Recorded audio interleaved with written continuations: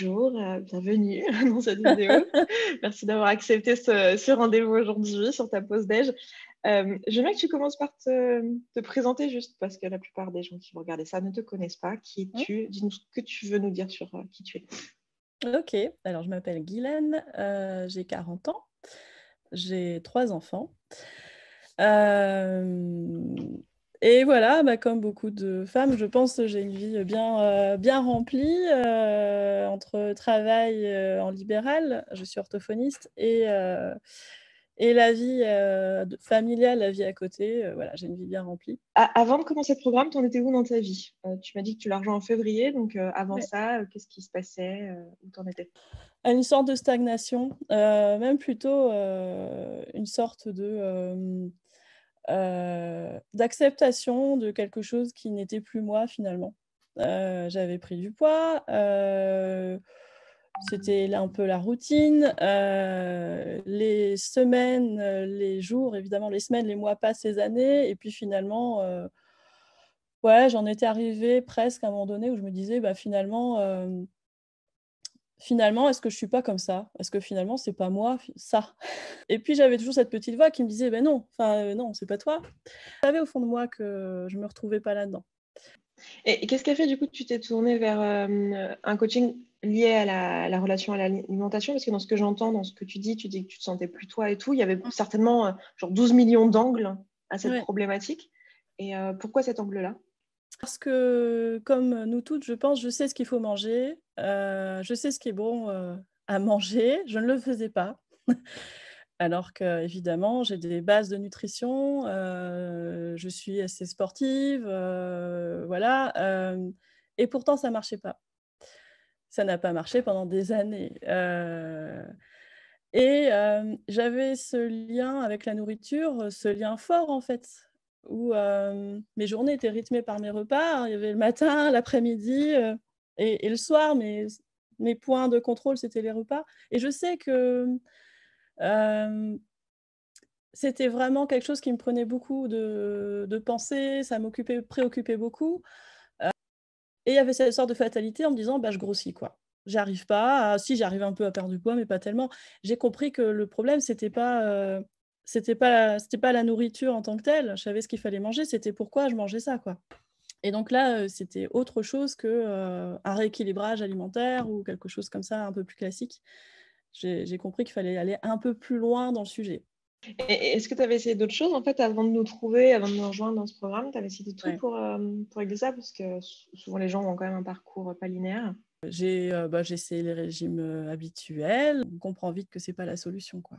Ça marche pas. Et qu'est-ce qui a fait du coup que tu t'es, tournée vers notre travail et que tu as fini par bosser avec nous? Enfin, comment tu es tombée sur notre travail et tout ça? Enfin, Alors en fait, je connaissais tes podcasts, et puis évidemment, comme ça me parlait de plus en plus, je me suis renseignée et donc je pense que tu en as fait quelques-uns aussi sur la perte de poids et donc je suis allée voir, après le site et cetera. alors Voilà. du coup, ça m'amène à une question, juste avant de te lancer et cetera, est-ce que tu as eu peur toi, hein? Est-ce que ça représentait un investissement en temps, en énergie et en argent qui te faisait peur? Tu as pris des risques? Enfin, est-ce que tu te souviens de comment tu étais juste avant de t'inscrire? Ouais, en fait, j'avais peur, oui, mais pas de ça, pas de l'échec, si on peut, ouais, pas de l'échec, mais j'avais peur que, justement, ça bouge beaucoup de choses dans ma vie. C'est intéressant et c'est important ce que tu dis, de se sentir prête aussi. Et comment ça s'est passé pour toi, ton inscription, les premiers jours, la première semaine, dans quel état d'esprit tu étais? Très excitée, très curieuse, je sentais que on me proposait du vrai changement, donc très curieuse de voir comment ça allait se passer, beaucoup d'envie. Première semaine, c'était un peu le yo-yo, émotionnel. Je démarrais avec: «Youpi, tralala, ça va être, voilà, j'attends de voir, ça va être bien», enfin je très enthousiaste. J'ai eu l'appel avec Marina, c'était très bien et puis je me suis dit: Je vais mettre en place des choses quoi, ça y est, c'est concret, c'est parti», mais tout à coup, ce qui m'avait pris du temps avant de démarrer me paraissait, rapide. Enfin, ça y est, c'était parti, quoi. Et il y avait cette accélération finalement dedans, enfin du processus, on va dire.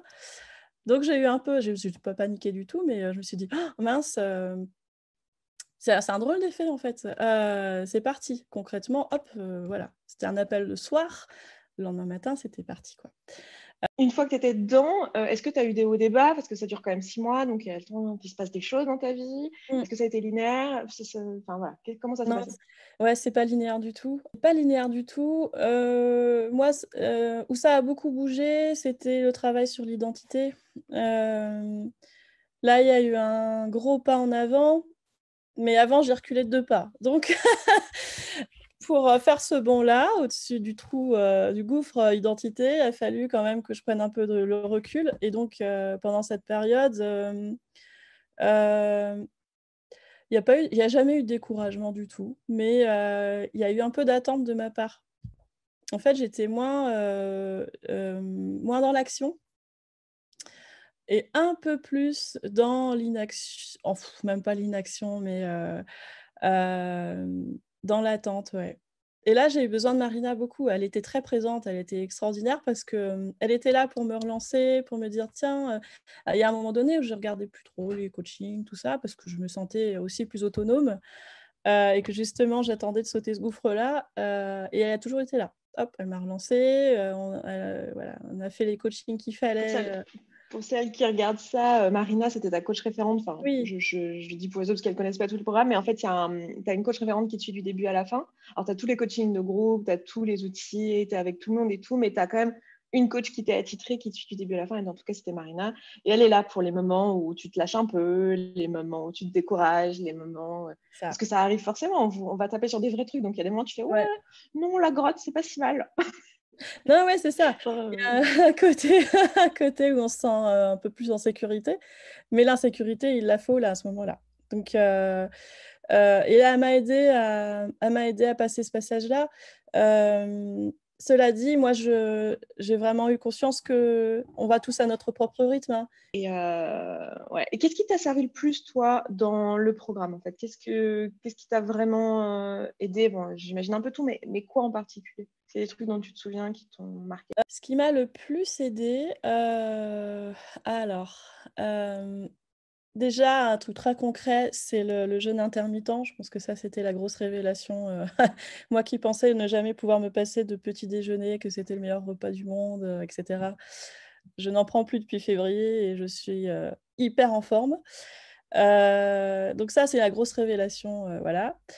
Heu et aussi tout le travail sur, ce que je disais tout à l'heure, tout le travail sur l'identité. En fait, là, c'est vraiment on sortait de l'alimentation, tout ce travail, sur moi, sur, est-ce que j'ai voilà, sur comment je me sens, est-ce que je me sens à ma place et cetera. Tout ce travail-là qui était dans la finesse et dans la dentelle, qui fait que, finalement, c'était les dernières pièces du puzzle. C'était vraiment ce qui manquait pour, bien fignoler tout ça. Enfin, la perte de poids, c'était même plus le sujet, hein, depuis longtemps, hein.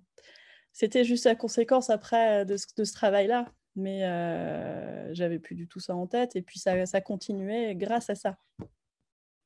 Mmh. Donc Et pour tu moi, penses que tu aurais pu le faire sans accompagnement, ce travail-là, ou tu avais besoin de coaching, et en quoi tu avais ouais, besoin de coaching, si c'est le cas? ouais, là je suis ouais, c'est sans hésitation, j'aurais pas pu le faire sans accompagnement. Toute seule, j'aurais pas su. Heu, Même toute seule avec juste, des outils par exemple, des choses à faire, des exercices, j'aurais pas su non plus. Le coaching pour moi, ça a été indispensable parce que j'avais des vraies personnes, qui me connaissaient, qui m'accompagnaient, tout un groupe aussi. Je pense que la force du groupe, elle est très importante dans ce type de travail-là. Parce que forcément ça nous booste et que moi, en tout cas, avec ma propre personnalité, j'ai besoin de ça. J'avais eu besoin de ça à un moment donné. Donc cet accompagnement humain, comme je disais tout à l'heure, le fait que Marina m'ait aussi relancée, elle était là, elle savait, elle était derrière. Ça, c'était important pour moi. Toute seule, j'aurais pas, voilà, je me serais arrêtée trop vite. J'aurais pas sauté ce gouffre dont je parlais tout à l'heure. Et il le fallait. Donc ça, c'est la force du coaching, ouais, je pense. Ok. Et du coup, on n'a pas encore parlé de tes résultats. Mmh. T'as quoi comme résultat grâce à ce coaching? Et ben, je me suis pas pesée depuis un bout de temps, mais j'ai presque perdu 20 kilos.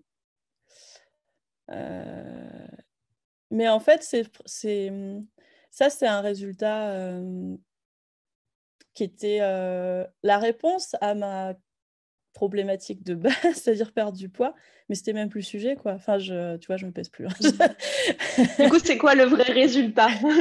Hem, déjà, je me suis retrouvée. Ça, c'est un truc important pour moi. Je me suis retrouvée, je me suis rendu compte que j'avais perdu des couleurs. Ça, c'est très imagé, mais et j'ai retrouvé ces couleurs-là qui étaient les miennes.